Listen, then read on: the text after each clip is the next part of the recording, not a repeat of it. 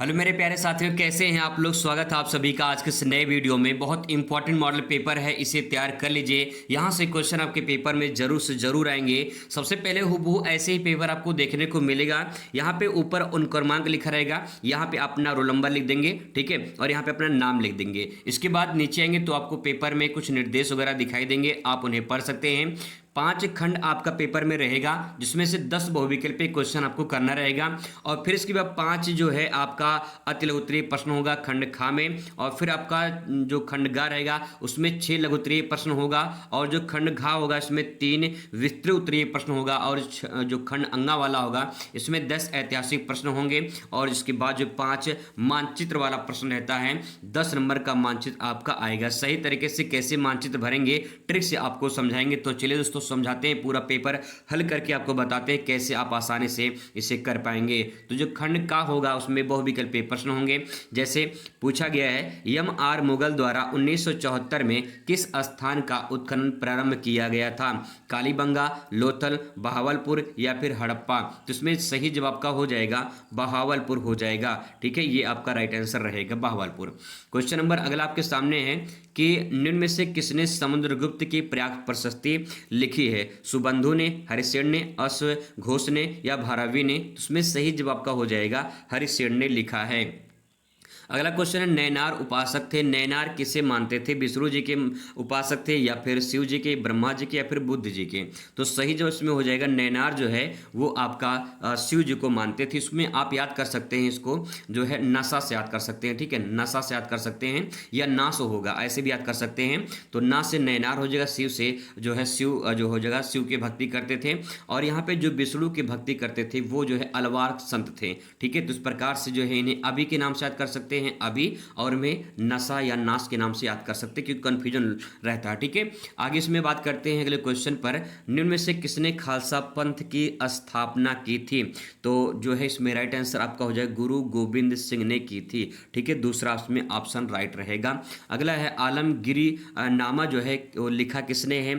तो आलमगिर नामा जो है लिखा अबुल फजल ने, लाहौरी ने, मोहम्मद वारिस ने या फिर मोहम्मद काजिम ने? इसमें सही जवाब हो जाएगा मोहम्मद काजिम जो है इसमें राइट आंसर हो जाएगा।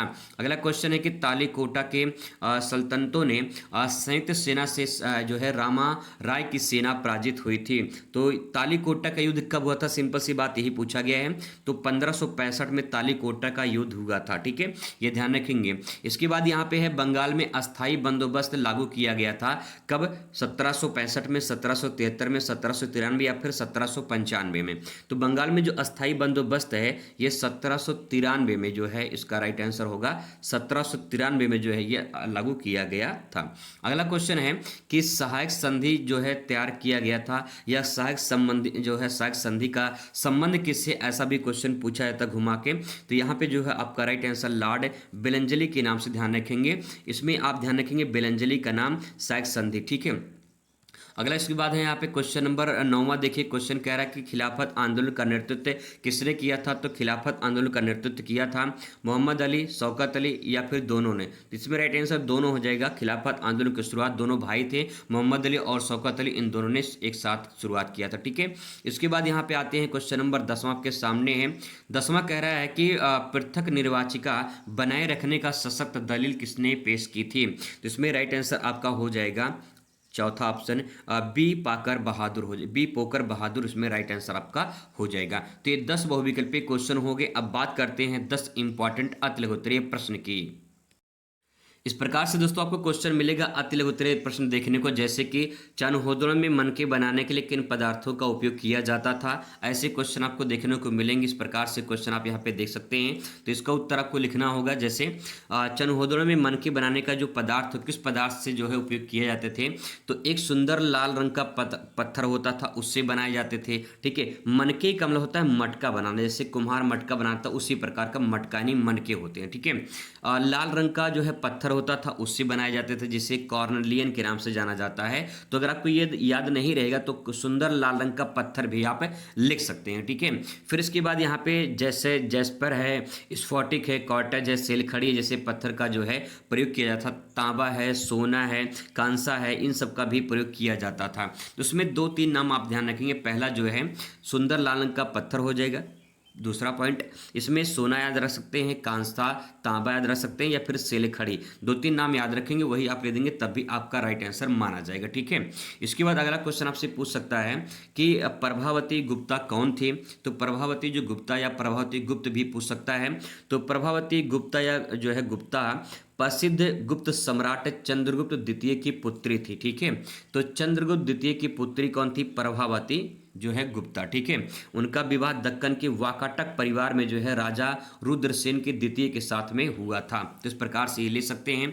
फिर इसके बाद क्वेश्चन पूछा जा सकता है कि नलयरा दिव्य प्रबंधन जो है इसका अर्थ क्या है। तो नलयरा दिव्य प्रबंधन में आपसे पूछा जा सकता है, तो आप यहाँ पे लिखेंगे इसके बारे में कि यह अलवार संतों जैसे विष्णु भक्त, ठीक है, और इसके बाद जो है काव्य संकलन के एक मुख्य संग्रह जो है इसे अक्सर तमिल वेद के रूप में जाना जाता है, क्योंकि इसका महत्व संस्कृत 4 वेदों के समान माना जाता है। तो इसमें आपको एक लाइन लिखना ये है कि जो है ये है क्या। तो इसमें आप लिख देंगे कि अलवार जो संत थे जो विष्णु भक्त के माने जाते थे, विष्णु भक्त की उपासना करते थे, वो लोग का जो है एक तमिल वेद है, वेद के रूप में ये माना जाता है। ठीक है। इस प्रकार से अपने सेंटेंस में आप इसे लिख सकते हैं। इसके बाद यहाँ पे अगला क्वेश्चन आपको देखने को मौका मिलेगा, जैसे अब्दुल हमीद लाहौरी कौन थे। तो इनके बारे में आपको लिखना है कि ये कौन थे। तो इसमें लिखेंगे कि यह मुगल सम्राट शाहजहां के राजकीय इतिहासकार थे, और इन्होंने जो है अपनी प्रसिद्ध पुस्तक बादशाहनामा लिखी थी। इसमें शाहजहां के शासनकाल के विस्तृत विवरण जो इसमें मिलता है। ये अबुल फजल के शिष्य थे। तो इस प्रकार से ले सकते हैं कि जो है अब्दुल हमीद लाहौरी कौन थे। ठीक है। जो है बादशाहनामा इन्होंने लिखा था। अगला क्वेश्चन आपसे पूछा जा सकता है कि असहयोग आंदोलन पर टिप्पणी लिखिए। तो असहयोग आंदोलन जो है 1920 में महात्मा गांधी के नेतृत्व में शुरू हुआ था, और ये पहला बड़ा जन आंदोलन माना जाता है। इसका मुख्य उद्देश्य था जो अंग्रेजी शासन थी उसके साथ जो है सहयोग ना करना, और सरकारी जो उपाधियां उसको त्याग करना, और विदेशी वस्तुओं को जो है बहिष्कार करना। ठीक है। सरकारी स्कूलों को बहिष्कार करना, जो अदालत है उनको छोड़ देना, ये सब जो है कहीं न कहीं इसका मुख्य उद्देश्य माना जाता है। ठीक है। ऐसे इसके बारे में बना के भी सेंटेंस आप ले सकते हैं। इसके बाद दोस्तों यहाँ पे कुछ और क्वेश्चन आपको लघुत्तरीय में देखने को मिलेंगे, जिससे खंड गा की शुरुआत करेंगे। तो कुछ प्रकार से आपको प्रश्न देखने को मिलेंगे, क्या पता कौन सा क्वेश्चन आपके पेपर में आ जाए। तो चलिए फटाफट इसको एक बार रिवीजन कर लेते हैं। तो सबसे पहले यहाँ पे क्वेश्चन आपको देखने को मौका मिलेगा कि क्वेश्चन कह रहा है, क्या आप सहमत थे कि हड़प्पा नगरों की जल निकासी प्रणाली नगर योजना के संकेत करती है? इसका कारण बताइए। तो इस प्रकार से उत्तर आपको लिखना है। एनसीईआरटी का सवाल है, डायरेक्ट पूछा गया है। हाँ मैं सहमत हूँ, आप इस प्रकार से ले सकते हैं, और कारण ले सकते हैं। कारण में क्यों जो है नगर योजना का संकेत करती है उसका कारण बता देंगे। तो कारण में आप पहला पॉइंट लिख सकते हैं कि नालियाँ जो है वो पक्की ईंटों की बनी थी, सिंपल पॉइंट में। ठीक है। और जो घरों का गंदा पानी होता था, गंदा पानी ढकी नालियों से बाहर जाता था। ठीक है। खुले में नहीं जाता था। अगला पॉइंट है नालियों की नियमित सफाई की व्यवस्था भी होती थी। अगर इससे पता चलता कि हड़प्पा नगरों की योजना बहुत ही विकसित थी, और वो लोग जो है साफ सफाई पे काफ़ी ध्यान रखते थे। बस सिंपल हो जाएगा काम। ठीक है। इसके बाद यहाँ पे अगला क्वेश्चन आपसे पूछा जा सकता है कि महाभारत पर संक्षिप्त टिप्पणी लिखिए। तो महाभारत पर संक्षिप्त टिप्पणी लिखना है। तो महाभारत जो है ये प्राचीन भारतीय महाकाव्य है। इसके बारे में आप लिखेंगे कि इसके रचयिता वेद व्यास हैं, और इसमें कौरव और पांडव के युद्ध का वर्णन किया गया है। यह धर्म, कर्म और नीति का संदेश देता है। मैं यहाँ पे आपको हिंट दे रहा हूँ, शॉर्ट में बता रहा हूँ कैसे महाभारत के बारे में लिख सकते हैं। इसको कहानी की तरह बना के आप प्रेजेंट कर सकते हैं। ठीक है। महाभारत के बारे में जानते ही होंगे। आगे इसमें है अगला कि इस्लाम के 5 स्तंभ क्या हैं। तो इस्लाम के 5 स्तंभ इसमें आप लिख सकते हैं। कौन कौन से हैं? शहादा है। शहादा में आपको लिखना है कि अल्लाह को एक मानना है। ठीक है। तो आप अगर आपको याद नहीं रहेगा तो आप ये भी लिख सकते हैं। ठीक है। नेक्स्ट है नमाज, दिन में 5 बार प्रार्थना का नमाज करना, ये माना जाता है। रोज़ा रखना, रमजान में उपवास रखना, ये माना जाता है। ज़कात यानी दान देना, हज यानी मक्का की तीर्थ यात्रा करना। तो ये 5 जो है इसके जो है स्तंभ हो जाएंगे। तो इसके बारे में आप यहाँ पे लिख सकते हैं। इसके बाद यहाँ पे अगला क्वेश्चन है कि कृष्णदेव राय पर संक्षिप्त टिप्पणी लिखिए। तो कृष्णदेव राय जो थे वो विजयनगर साम्राज्य के महान शासक माने जाते थे। कृष्णदेव राय, उनका शासनकाल 1509 से लेकर 1529 तक चलता है। अगर आपको डेट नहीं याद है तो डेट मत लिखिए, कोई दिक्कत नहीं है, बस उनके बारे में कहानी की तरह वर्णन कर देना है। इसके बाद वे वीर, न्यायप्रिय और विद्वान के संरक्षक थे। इनसे लिखेंगे आगे कि उनके शासन काल में या उनके समय काल में साहित्य, व्यापार और आदि का विकास हुआ था। ठीक है, तो आपको यहाँ पे मैं हिंट दे रहा हूँ, अपने आप से बना के सेंटेंस को प्रेजेंट कर सकते हैं। फिर इसके बाद दोस्तों यहाँ पे अगला क्वेश्चन आता है कि अस्थाई बंदोबस्त के बाद बहुत सी जमींदारियां नीलाम कर दी गई। तो उसमें आप लिखेंगे कि जमींदार जो है जमींदार समय पर लगान नहीं चुका पाए, जिसके कारण की जो है जमींदारियां नीलाम कर दी गई। अगला है लगान की राशि बहुत अधिक थी। ठीक है, नेक्स्ट पॉइंट में लिख सकते हैं अकाल और किसानों की स्थिति काफ़ी खराब हो गई थी, जिससे आय कम हो गया था और सरकार जो है जमींदारी उससे नीलाम हो गई। ठीक है, इस प्रकार से आप यहाँ पे लिख सकते हैं अस्थाई बंदोबस्त के बारे में। फिर यहाँ पे क्वेश्चन आपको पूछा जा सकता है कि 1916 में बीएचयू के उद्घाटन के अवसर पर गांधी जी ने क्या कहा था। तो उसमें आप लिख सकते हैं कि गांधी जी ने कहा था कि अमीर वर्ग को गरीब की चिंता करनी चाहिए, सच्ची शिक्षा जो है शिक्षा सेवा त्याग से जुड़ी होनी चाहिए, देश की स्वतंत्रता के लिए एक सभी को एकजुट होना चाहिए। ये वहाँ पे जो है उन्होंने कहा था जब 1916 में बीएचयू की स्थापना हुई थी। आपको बता दें यहाँ से क्वेश्चन बन जाएगा कि बीएचयू की स्थापना कब हुई थी, तो 1916 में, या फिर 1916 में क्या हुआ था डेट भी पूछ सकता है, तो उसको भी ध्यान रखेंगे। इसके बाद तो यहाँ पे जो है आपका लॉन्ग क्वेश्चन पूछा जाएगा, विस्तृत उत्तरीय प्रश्न रहेगा। कुछ इस प्रकार से क्वेश्चन आपको देखने को मिलेंगे। हो सकता है कुछ डिफिकल्ट क्वेश्चन आए, हो सकता है कुछ क्वेश्चन ऐसे आए जो कभी आप पढ़े ना हो, तो उसको आप बनाकर कैसे लिखेंगे थोड़ा थोड़ा मैं आपको हिंट देता रहूँगा। ठीक है, जैसे यहाँ पे लिखा है कि रुद्रा दामन के प्रस्तर अभिलेख में हमें सुदर्शन झील के विषय में जो है क्या जानकारी मिलती है। भाई साहब क्वेश्चन नया है, बहुत ही डिफिकल्ट क्वेश्चन पूछ लिया है। मान लीजिए आपको नहीं पता है तो आपको कुछ करना नहीं है, आपको क्वेश्चन से हेडिंग बना के लिखना है। जैसे कि रुद्रा दामन के प्रस्तर अभिलेख में, तो यहाँ पे पता चलता है कि नाम किसी का है और यहाँ पे सुदर्शन जो झील है ये झील का नाम है, तो आप इसमें लिखेंगे यहाँ पे अभिलेख है, तो अब आप हेडिंग बना के इसमें लिखेंगे कि रुद्रा दामन के प्रस्तर अभिलेख में सुदर्शन झील का जो है विस्तार से वर्णन किया गया है, जिसमें आप पॉइंट वाइज लिख सकते हैं या तो कहानी वाइज लिख सकते हैं कि इस झील के झील का जो है सामाजिक कहीं के उद्देश्य होता है। ठीक, कोई भी झील होता है तो उसका सामाजिक उद्देश्य होता है, उसका कुछ ना कुछ आर्थिक उद्देश्य होता है।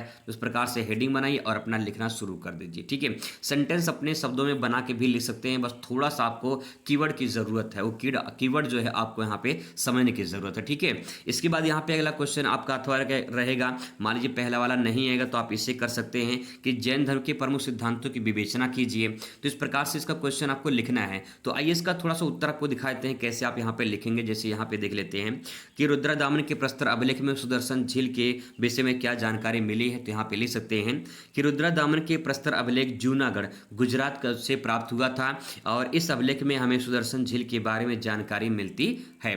तो इस प्रकार से आप इसके बारे में यहाँ पे लिखेंगे। देखिए सिंपल से शब्दों में यहाँ पे सुदर्शन झील का निर्माण मौर्य काल में हुआ था, पहला पॉइंट। दूसरा, इसका निर्माण चंद्रगुप्त मौर्य के समय में किया गया था। ठीक है, अगला यहाँ पे बाद में यह झील जो है टूट फूट कर शिकार हो गई, मतलब खत्म हो गई। नेक्स्ट है शक शासक रुद्रादामन ने इसका जीर्णोद्धार करवाया था, मतलब फिर से इसका जो है पुनः निर्माण करवाया। रुद्रादामन जनता के कल्याण के लिए कार्य किया था। तो जो सामाजिक मैंने बताया था सामाजिक आर्थिक लाभ, वही आपका पॉइंट यहाँ पे ऐड कर सकते हैं। ठीक है, इससे पता चलता है कि प्राचीन शासक सिंचाई और लोक कल्याण पर ध्यान देते थे। तो इस प्रकार से इसके बारे में अपने सेंटेंस बना के ले सकते हैं। अगला क्वेश्चन इसमें अथवा करके पूछ सकता है आपसे कि जैन धर्म के प्रमुख सिद्धांत क्या हैं। बहुत इंपॉर्टेंट क्वेश्चन है, जैन धर्म के बारे में पूछा जा सकता है। तो बहुत सारे सिद्धांत इसमें दिए गए, जैसे कि अहिंसा। ठीक है, अहिंसा मैं आपको शॉर्ट में यहाँ बता दे रहा हूँ, जैसे आप यहाँ पे लॉन्ग में लिखेंगे। अहिंसा मतलब किसी भी जीव का नुकसान नहीं पहुँचाना, हमें हिंसा नहीं करनी है। ठीक है, पहला पॉइंट। दूसरा, सत्य, हमेशा सत्य बोलना चाहिए। अस्तेय मतलब चोरी नहीं करना चाहिए। कुछ सिद्धांत है, इनके बारे में डिटेल में आपको लिखना पड़ेगा, मैं शॉर्ट में आपको सिर्फ बता रहा हूँ। ब्रह्मचर्य यहाँ पे मतलब संयम जो है जीवन जीना चाहिए, और अपरिग्रह मतलब की आवश्यकता से अधिक धन इकट्ठा नहीं करना चाहिए। इस प्रकार जैन धर्म त्याग, संयम और नैतिक जीवन पर जोर देता है। ठीक है, ये शॉर्ट फॉर्म में हिंट है, इसके बारे में थोड़ा थोड़ा बना के आप यहाँ पे ले सकते हैं। फिर यहाँ पे गुरु नानक के जीवन की शिक्षा के बारे में आपसे पूछा जा सकता है। तो पहले इनके बारे में थोड़ा सा जीवन परिचय टाइप कर लिख देंगे। जैसे गुरु नानक देव जी का जन्म 1469 में तलवंडी ननकाना साहिब में हुआ था। ठीक है, ये पाकिस्तान में पड़ता है। वे सिख धर्म के प्रथम गुरु थे, उन्होंने पूरे भारत की यात्रा की थी। तो इस प्रकार से आप यहाँ पे लिख देंगे। फिर क्या क्या शिक्षाएं थी, उनकी शिक्षाएं में आप लिख सकते हैं। ईश्वर एक है, वो मानते थे ईश्वर एक है और सभी मनुष्य एक समान है। कर्म, भक्ति, सेवा पर उन्होंने जोर दिया है और जाति भेद और अंधविश्वास पर उन्होंने विरोध किया है। तो इस प्रकार से आप पूरा शिक्षा जो है लिख सकते हैं। इनके बारे में थोड़ा थोड़ा आप एक्सप्लेन करेंगे तब जाके पूरा बढ़िया नंबर आपको मिलेगा, ठीक है। अथवा करके यहाँ पे क्वेश्चन आप लिख सकते हैं, दिया रहता है कि विजयनगर के किलेबंदी तथा सड़कों के विवरण के बारे में बताइए, या विजयनगर साम्राज्य के बारे में आपसे पूछ लिया क्वेश्चन तो कैसे लिखेंगे। यहाँ पे कुछ हिंट है मैं आपको दे रहा हूँ, जैसे कि विजयनगर की जो स्थापना है वो 1336 में हुई थी। हरिहर और बुक्का ने किया था, हरिहर और बुक्का ने किया, दोनों भाई थे, इन्होंने जो है इसकी स्थापना की थी, ठीक है। और फिर इसके बाद जिसमें आप लिखेंगे कि विजयनगर एक अत्यंत सुरक्षित नगर था, पहला पॉइंट। दूसरा, नगरों में कई परतों वाली मजबूत किलेबंदी यानी दीवारें बनाई गई थी। नेक्स्ट, जो किले बने थे पत्थर के बने हुए थे, और नगरों की जो सड़कें थी वो चौड़ी और सीधी होती थी, और सड़कों के किनारे बाजार मंदिर भी बने होते थे। इस प्रकार से यहाँ पे विवरण दे सकते हैं, इसको कहानी की तरह आपको प्रेजेंट करना है, ठीक है। इसके बाद यहाँ पे अगला क्वेश्चन आता है दांडी मार्च। दांडी मार्च पर संक्षिप्त टिप्पणी लिखना है, तो यहाँ पे टिप्पणी लिख देते हैं शॉर्ट फॉर्म में। दांडी मार्च भारतीय स्वतंत्रता आंदोलन का एक महत्वपूर्ण आंदोलन माना जाता है। इसकी शुरुआत 12 मार्च 1930 को गांधी जी ने की थी, और यह साबरमती आश्रम से दांडी मार्च तक जो है यात्रा निकाली गई थी। इसमें 240 किलोमीटर की यात्रा जो है तय की गई थी, और 24 दिन में तय की गई थी, तो उसको आप याद कर सकते हैं। देखिए 240 इसमें है, 24 यहाँ पे है, जीरो हटा देंगे तो 24 बचेगा आपका। तो इस प्रकार से 240 किलोमीटर की यात्रा 24 दिन में की गई थी, और 7 या 8 लोग उनके साथ शामिल थे। 7-8 कम ना 78 सहयोगियों के साथ उन्होंने यात्रा शुरुआत की थी। धीरे धीरे उनके साथ पूरा काफिला जुड़ता चला जाता है, ठीक है। फिर इसके बाद 6 फरवरी 1930 को गांधी जी नमक बनाकर कानून तोड़ देते हैं, और फिर शुरुआत होती है सविनय अवज्ञा आंदोलन की, ठीक है। तो अगर आपसे पूछता है सविनय अवज्ञा आंदोलन के बारे में, तो आप सविनय अवज्ञा के बारे में थोड़ा सा आप इसके बारे में प्रेजेंट जरूर करेंगे, ठीक है। यहाँ पे इससे ब्रिटिश शासन के खिलाफ जन आंदोलन का सबसे बड़ा जो है बल मिला। अथवा करके इसी क्वेश्चन को दूसरे तरीके से पूछा जा सकता है, जैसे कि भारतीय संविधान की प्रमुख विशेषताएं बताइए, तो कौन कौन सी विशेषताएं हैं, तो इसके बारे में आप यहाँ पे लिख सकते हैं। जैसे कि भारतीय संविधान की प्रमुख विशेषताएं ये है कि विश्व का सबसे लिखित संविधान है, तो आप इसके बारे में लिखेंगे भारत का संविधान सबसे बड़ा लिखित संविधान है। इसमें 395 अनुच्छेद थे जब इसका निर्माण मतलब किया गया था, जब लिखा गया था। 22 जो है भाग थे, और 12 अनुसूची इसमें शामिल थी, ठीक है। अगला यहाँ पे है संविधान में, भारतीय संविधान की बात करें तो उसमें लोकतांत्रिक गणराज्य के बारे में चर्चा की गई है, मौलिक अधिकार के बारे में चर्चा की गई है, धर्मनिरपेक्ष राज्य के बारे में बताया गया है, संघात्मक व्यवस्था के बारे में बताया गया है, स्वतंत्र न्यायपालिका के बारे में बताया गया है। तो कहने का मतलब कि जो संविधान है वो हमें क्या अधिकार देता है वो आपको यहाँ पे लिखना है। तो इस प्रकार से हेडिंग बना के उसके बारे में थोड़ा थोड़ा आप यहाँ पे व्याख्या कर देंगे, ठीक है। आगे यहाँ पे सेंटेंस के बाद जो है आपको दिखाई देगा अगला क्वेश्चन, जो ऐतिहासिक तिथियों से संबंधित और मानचित्र संबंधी प्रश्न रहता है।